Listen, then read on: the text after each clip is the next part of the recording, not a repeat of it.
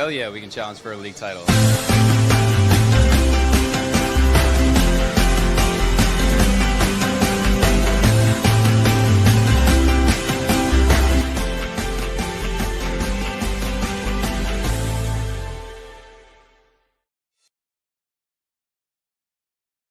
Charlotte Soccer Show, DannyBrams here. Welcome back, Tifos. We are back after a Charlotte FC bye week. Been a long 2 weeks wait to see the Crown take the pitch once again, but they are back. They're going in a huge matchup against Philadelphia Union on the road this weekend. Still looking to improve that road form, figure out how to get points on the road to become a true contending team here in the MLS East. Been a great season for Charlotte FC, but it's kind of at a turning point. So really looking forward to this game. I'm going to be at the game. Johnny Hayes and I are hitting the road. We're going to drive up to Philly. We're going to make it a day of it. We're probably going to do a post-game episode in the car on the way back, sort of like a live stream based on the results. So looking forward to that. Johnny's not here today, but as always, I'm always on Fridays. I'm joined by friends from Apple TV, MLS Season Pass. We're talking to Calen Carr today, a 10-year MLS veteran. I think you got 10 years in the league, and now doing big things in the broadcasting world. Welcome, Calen. How you doing, man? Thanks for joining Charlotte Soccer Show. Awesome. Yeah, thanks for having me on. Awesome to be here. And yeah, I feel like I haven't got it. That's cool to hear that you're coming up for the match too. I'll be out there, of course, calling the game. But yeah, it's awesome to hear that there's some traveling support coming and taking in the match. Yeah, this would be my first away day of the year. I usually get 3 or 4 in per season. This is my first one here in 2025. So I need to step up the pace. Very cool to have you here today because, like you just said, you're going to be calling the game. You are in the booth. We're going to be watching the games together. Your seat's going to be a little higher, nicer vantage than mine, but I'll be up close in the action. And before we get into this game, we're going to talk a little bit about Charlotte FC, but this is your first time on the show. Like I said, we talked to a lot of folks from Apple MLS Season Pass crew, and we want to welcome you. What's it like for you? What's your experience with the league and the Apple presence and how MLS is sort of rising in a world where the World Cup's coming and the Club World Cup's coming, and there's so much excitement around soccer? How blessed do you feel to be able to cover this game every day? Yeah, it's been amazing. I think it's always a bit challenging. I talked to a lot of my former MLS players, and it's always a little challenging figuring out what you want to do after playing. I knew pretty much right away near the end of my career that I wanted to do media. I was actually in Houston. I tore my ACL in MLS Cup, which is not advisable. Wouldn't recommend that. And the next anything year, for the cup, right? Whatever it takes to get the cup. You can't say I wasn't going for it. Yeah.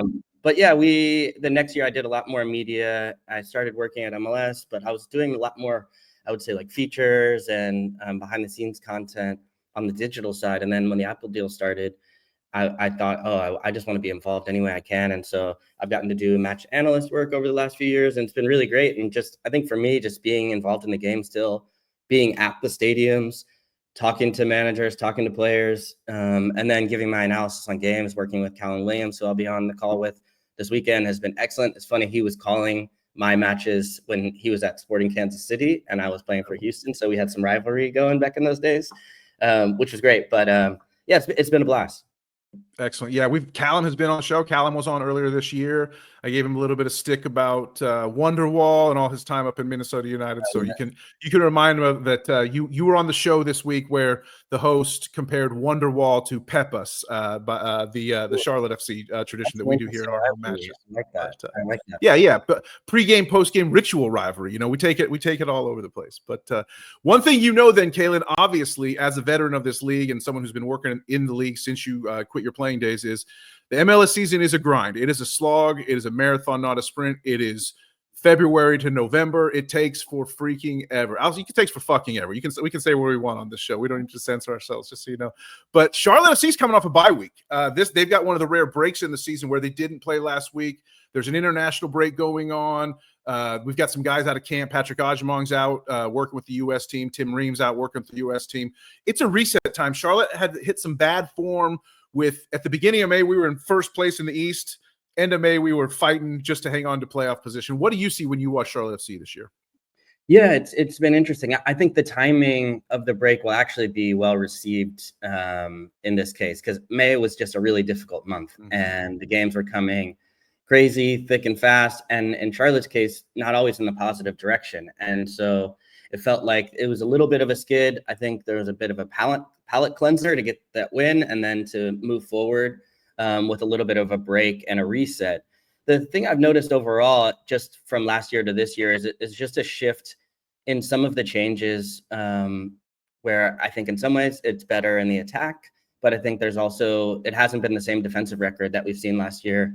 And, I was seeing some uncharacteristic mistakes, some lack of organization, even in the middle of May, a slight tactical shift from Smith to go to try 4 against Orlando and then, 3 against Orlando and then to come back to the 4. So I think they were searching a little bit in that time. And then, but I'm very curious to see, especially this weekend, what happens from the goalkeeper position, whether it's Kalina, if he gets back into the team. I sort of expect David Bingham to continue after that last. Really? I just feel when you get benched and then a team wins, it's easier to stick with the guy that had a good performance, but also maybe it was just one where you say, okay, he just needed a reset. Take a match off, let Bingham get a match, do well, they get a clean sheet, and then now you come back and you come into the team. So I could see it either direction. But yeah, pretty interesting stuff. And for me, the back line, how do you get back to being the Charlotte FC where defense is first, you're not conceding, goals will come, you get your opportunities, and have a little bit more of that structure that we've seen in the past. Yeah, I do think there was a bit more of a not throwing matches or whatever, but I do think Dean Smith, maybe the fan base doesn't see as much as an analyst would see as yourself. I've heard this from a few other analysts about Dean Smith maybe experimenting with what kind of team Charlotte FC wants to be. Like they established themselves as that team that could really lock you down on defense and search for goals on the counterattack. But I think he knows that to be a truly great MLS team, a title contending team, you do need to be able to win the game in possession. I don't think he's talked about that much, but it seems like that's what you're seeing, is that he at least wants to give Charlotte FC the ability to do that other style, even if it doesn't become their main style. Yeah, I can see that. And I think that that is a good point. And it's true that in order to win real trophies, so whether you want to challenge for the Supporter Shield or you want to go for MLS Cup, for me, you do need to be able to win in different ways. And I think before, to your point, what you're saying, it really was kind of one note where I was like, okay, we're going to batten down the hatches. It's going to be difficult. You're not going to break us down. We're going to look for our chance. But, even in the playoffs, it was 0-0, through the 3-match. Yeah, the Orlando series. Yeah, exactly. It was a PK series for sure. Yeah, try to get to pens, hope that Kalina steps up. And I'm not sure you can do that all the way through the playoffs until MLS Cup. And so I think you're right. Some adaptation is needed. We've seen the continued emergence of Pep Biel has been awesome. You bring in more players too with different profiles, with Zaha coming in. Of course, that's going to give you a much more attacking slant to your team. But for me, sometimes that also can throw off some of the balance, right? It can take some time to get to know each other. We've seen that as far as those relationships building on the field. But then also, I think that attacking balance where what are you giving up to get that? And so I think that's a little bit of the delicate dance that Dean Smith is having to figure out as the season progresses.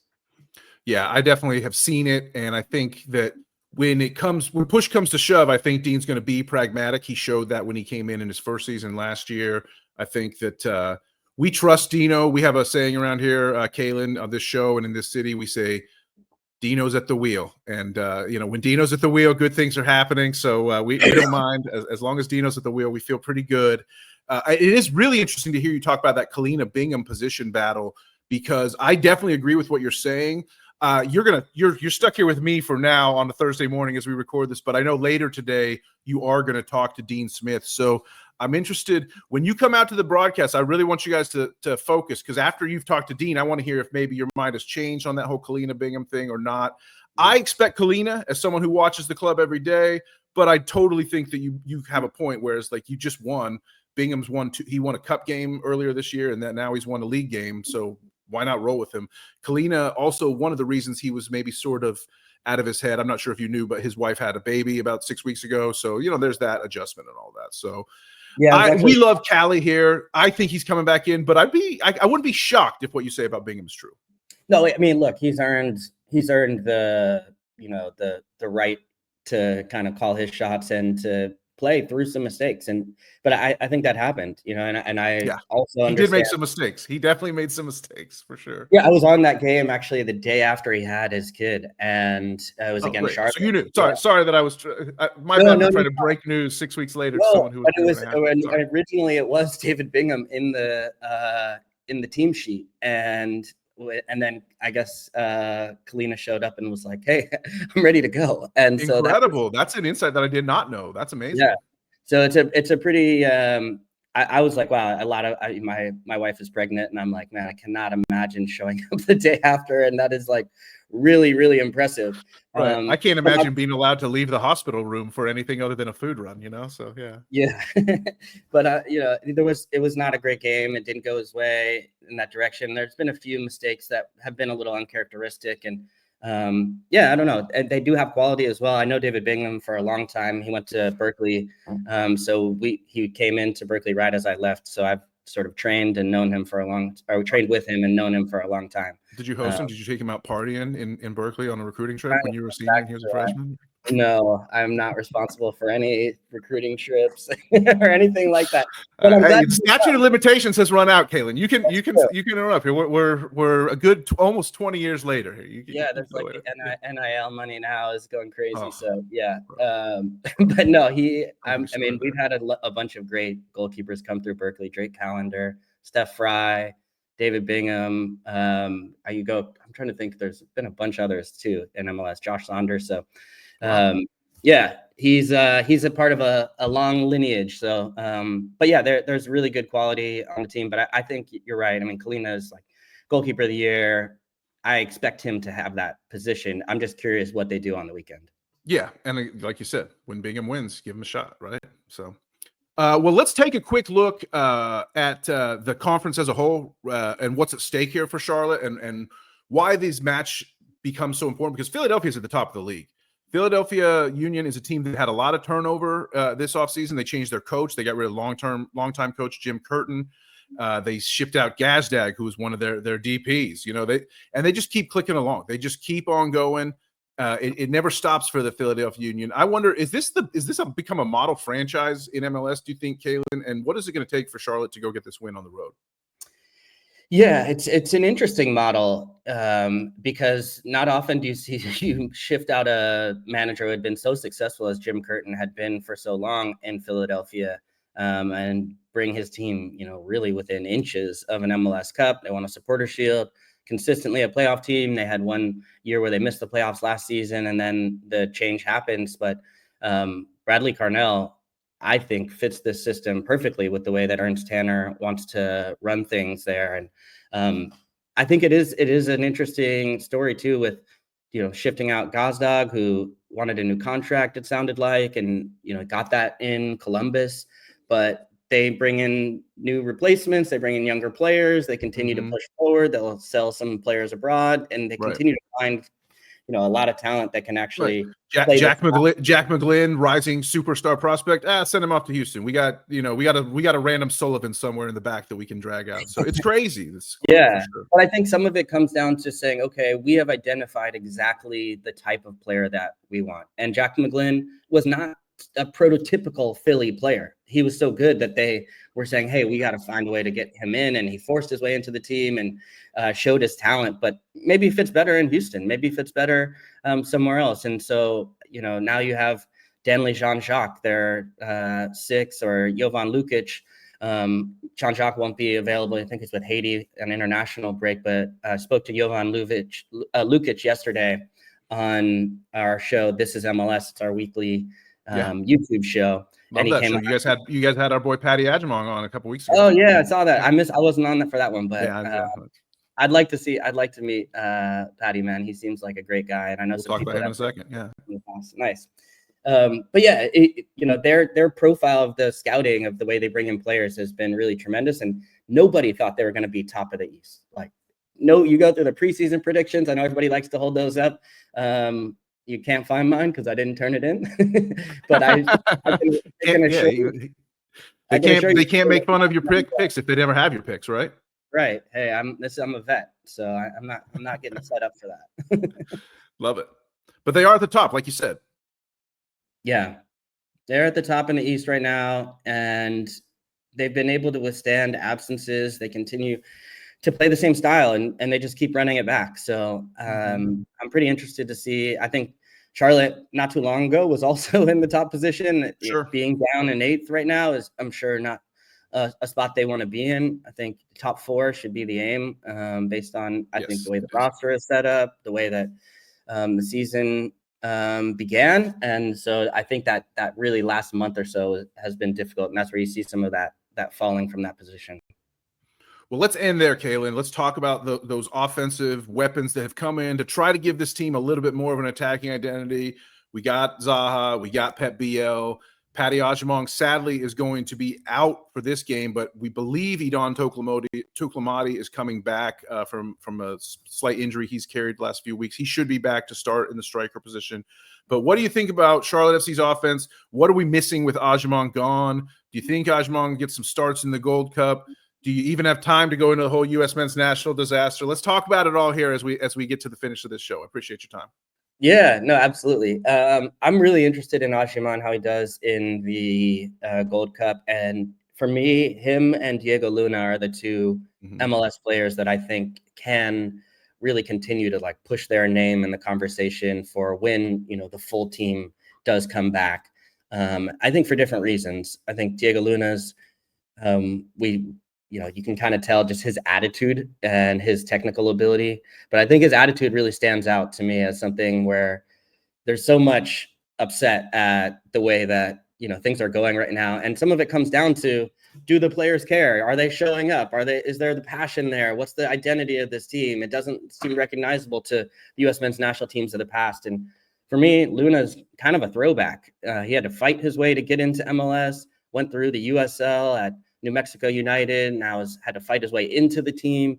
And so it's not a surprise to me that he's continuing to scrap when he gets to the national team and he's got a bloody nose and he's still playing. Like, that reminds me of a Clint Dempsey, the way that Clint would play, his backstory, driving multiple hours in Texas to training, fighting, not coming from back in nowhere. Yeah. So it's like, I think that's the intriguing part about Luna. And then Patrick Ajimon, for me too, also has a unique story where he wasn't, this highly touted youth recruit with getting all the recognition, and has ended up like coming into MLS and really making a name for himself. He's also an interesting one because I just think his player profile is something where it's like, if I'm in the World Cup and there's 10 minutes left and I need a goal.